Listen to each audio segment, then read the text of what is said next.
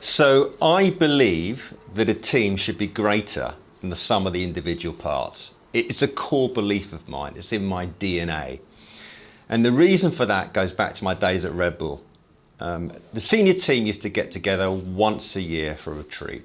We used to review the current year's performance and the next 5-year plans, the tactical and strategic objectives. And it was led by the late, the great Harry Durnick, the most charismatic leader you could possibly imagine. I mean, this guy had oodles of charisma coming out of every pore. The sales team would hang on his every word. And we loved hearing him. We loved being inspired and motivated by him. So these retreats were really something the team looked forward to. So one year when we went, I noticed something was off. We were taken to what was a very mundane, badly lit meeting room.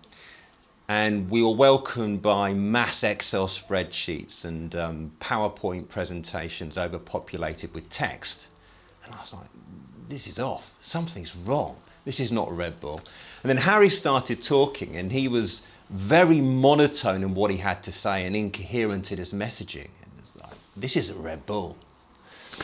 And I was thinking that, and suddenly, bursting through the door come 5 guys dressed in combat gear, balaclavas on. One raises a pistol into the air, fires it.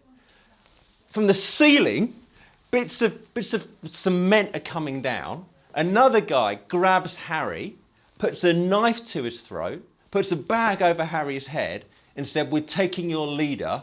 What are you going to do?" And we were like, what's going on?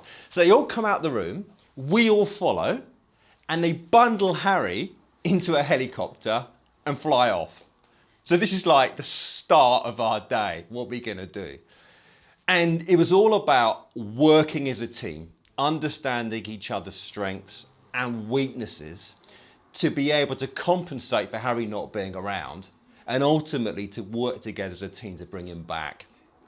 And I remember that day so well because the quietest person in the room actually had the most to contribute.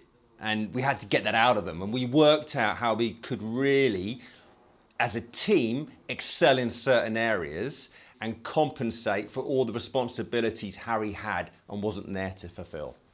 Anyway, the day went well. We did work together successfully. We got him back, and in true Red Bull fashion, we celebrated that evening. I think it was with shambles, champagne and Red Bull. So I remember that day, and that stayed with me ever since. And when I work within Castleton Clark or with my clients, it's an embodiment of what I try to do. The team has to be stronger than the sum of the individual parts.